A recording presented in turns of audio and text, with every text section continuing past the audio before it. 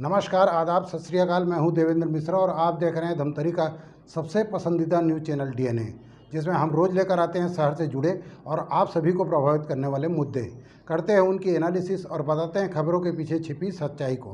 गहराई से परख होती है हर उस घटना की जो खबरों की भीड़ में आम होकर गुम सी हो जाती है। हम लेकर आते हैं परिचर्चा कार्यक्रम, मीडिया की चौपाल और वार्ड परिक्रमा, जिसमें शहर के प्रतिष्ठित लोग शहर हित की बातें बेबाकी से रखते हैं। बहरहाल, आज हम लेकर आए हैं अपने जिला ब्यूरो की ग्राउंड जीरो से रिपोर्ट। देखिए क्या है आज की ताज़ा तरीन घटना। छत्तीसगढ़ विधानसभा उपाध्यक्ष संतराम नेताम शनिवार को रायपुर से केसकाल जाते हुए कुछ देर धमतरी रेस्ट हाउस में रुके, जहां कांग्रेसियों ने उनका स्वागत किया। पत्रकारों से चर्चा करते हुए संतराम नेताम ने कहा कि शीतकालीन सत्र में उन्हें बेस्ट विधायक का अवार्ड मिला, जिसके लिए वे सभी को धन्यवाद देते हैं। इसके अलावा उन्हें विधानसभा उपाध्यक्ष चुनने के लिए सभी ने एक स्वर से समर्थन दिया। चर्चा के दौरान छत्तीसगढ़ विधानसभा के नवनिर्वाचित उपाध्यक्ष संतराम नेताम ने आरक्षण मामले में कहा है कि राज्यपाल को हस्ताक्षर कर देना चाहिए या फिर विधेयक को पुनः विचार के लिए लौटा देना चाहिए। ऐसा भी नहीं कर रहे हैं तो राष्ट्रपति के पास विधेयक को भेज देना चाहिए। बस्तर में जबरिया धर्मांतरण नहीं होना चाहिए। कुछ असामाजिक लोग भड़काने के काम में लगे हुए हैं। और आपने प्रश्न किया कि 1 साल बचा है। मैं आपके माध्यम से माननीय मुख्यमंत्री जी को और हमारे खासकर मैं प्रतिपक्ष के नेता को और उनके सभी साथियों को, हमारे विधायक गण को भी मैं धन्यवाद देना चाहता हूं कि सभी लोगों ने एक स्वर में मुझे समर्थन दिया और बिना चुनाव के मुझे उपाध्यक्ष बनाया है। तो इस मंच से भी और उनको बहुत बहुत धन्यवाद देता हूं। और जिस प्रकार से 2013 में मैं विधायक के रूप में विपक्ष में था, तो मुझे विपक्ष का भी थोड़ा सा अनुभव है। सत्ता पक्ष में रह के भी मैंने जनता के हितों को देखते हुए जन मुद्दा को लेकर विपक्ष के हिसाब से ही मैं सत्ता पक्ष में भी विभिन्न मुद्दों को रखा। और आप लोगों ने देखा होगा कि बेस्ट विधायक का खिताब में मुझे 4 तारीख को मिला है।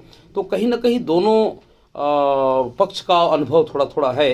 और अब जिम्मेदारी संवैधानिक पद में है। अब तो एक सत्ता पक्ष को भी लेके चलना है, विपक्ष को भी लेके चलना है। ये दोनों को लेने का मतलब ये है कि हम प्रदेश को कैसे आगे ले जाएं, ये हमारी कोशिश रहेगी। और मैं कोशिश करूंगा अगर सभा के संचालन में कि दोनों पक्ष को मौका मिले, ताकि लोगों के हितों का रक्षा हो और हमारा प्रदेश छत्तीसगढ़ में नहीं पूरे देश में उनका नाम चले। और जो हमारा पवित्र सदन है छत्तीसगढ़ का, वो पूरा देश में उनका नाम रोशन हो और अच्छा विख्याति प्राप्त करें। देखिए, मैं तो ये कहूँगा कि भारतीय जनता पार्टी जो लोग विपक्ष में हैं, विपक्ष की भूमि वो रहती है, धर्म रहता है कि सरकार को आईना दिखाने का काम बहुत ही बेहतरीन ढंग से उन्होंने सरकार को आईना दिखाने का काम किए। सरकार भी प्रयास किया कि प्रदेश के हितों में उनको कैसे काम करना है और कैसे किसानों को, बेरोजगारों को कैसे आगे ले आना है। उनकी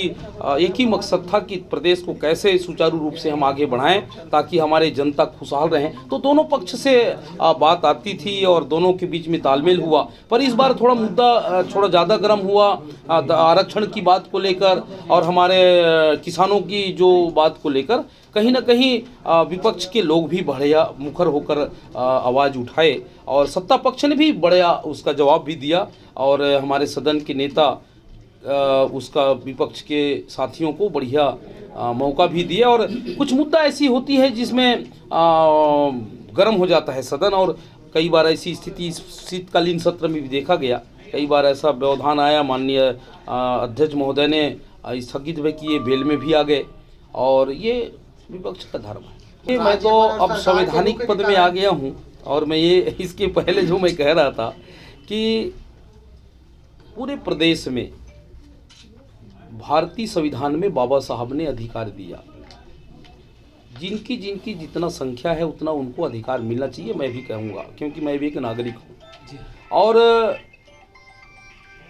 सदन में 2 दिसंबर को जो विधेयक लाया गया, उसमें सरकार का ये कहना था कि विधेयक को आप या भेजने के बाद या तो उसमें हस्ताक्षर कर दें या तो फिर विधेयक को पुनर्विचार के लिए आप भेज दीजिए, या तो फिर आपके पास जो व्यवस्था है वो राष्ट्रपति के पास भेज सकते हैं। पर कहीं ना कहीं कोई ना कोई विकल्प आना चाहिए, क्योंकि पूरे वर्ग के लोग, चाहे एसटी के 32% की बात करें हम, ओबीसी की 27% आरक्षण की बात करें, एससी की 13 और अपर क्लास का 4, ये सभी वर्ग इसमें आते हैं। पूरे प्रदेश देख रहा है कि भर्तियां रुक गई हैं, नियुक्तियां रुक गई हैं। तो मेरा भी यही था कि एक नागरिक होने के नाते कि आरक्षण पे जो विधेयक आई थी उसको कुछ ना कुछ हल निकलना चाहिए। देखिए, सबसे बड़ी विषम जो विकट समस्या था बस्तर में और पूरे प्रदेश के लिए, वो लाल आतंकवाद आपने देखे होंगे।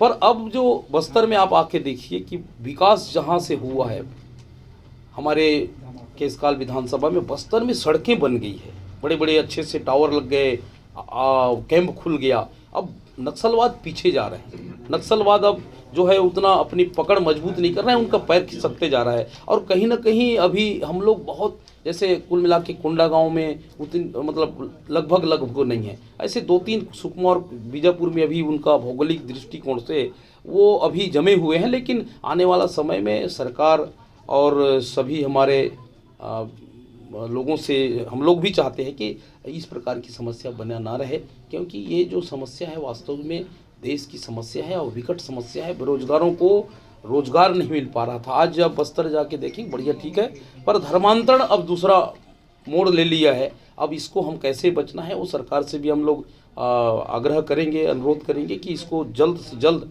ऐसा कोई काम करें और रोक लगाएं। और गलत तो है, अगर धर्मांतरण अगर कराता है तो मैं तो इसका विरोध करता हूं, पर जबरिया हो तो हम कार्रवाई भी करवाएंगे। पर अगर कोई इसको राजनीतिक दृष्टिकोण से देखेंगे तो ये उचित नहीं होता। आरक्षण क्या कहेंगे? धर्मांतरण में ये कहना चाहूँगा कि कुछ लोग जो है उसको मुद्दा बना के, कुछ असामाजिक तत्व के लोग हैं, ऐसे लोग उसको भड़काने का काम कर रहे हैं। और कहीं ना कहीं हम भी नहीं चाहते धर्मांतरण हो, क्योंकि जबरिया अगर धर्मांतरण हो तो हम सरकार से भी कहेंगे और हम लोग खुद भी इसमें वो करते हैं कि ऐसा धर्मांतरण नहीं होना चाहिए। अगर जबरिया वाला, अगर कोई बेवजह प्रदेश की शांति को अगर अशांत करते हैं तो उनके खिलाफ सरकार कार्रवाई करेगी। तो ये था शहर में घटने वाली खबरों का सार। हम लेकर आते रहेंगे अलहदा तरीके से हर उस घटना को और एनालिसिस करते रहेंगे खबरों की। आप बने रहिए हमारे साथ डीएनए न्यूज़ पर। हमें उम्मीद है कि आपकी विश्वास की कसौटी पर हम सदा खरा उतरेंगे। ये आपका अपना चैनल है। जय हिंद, जय छत्तीसगढ़, जय धमतरी।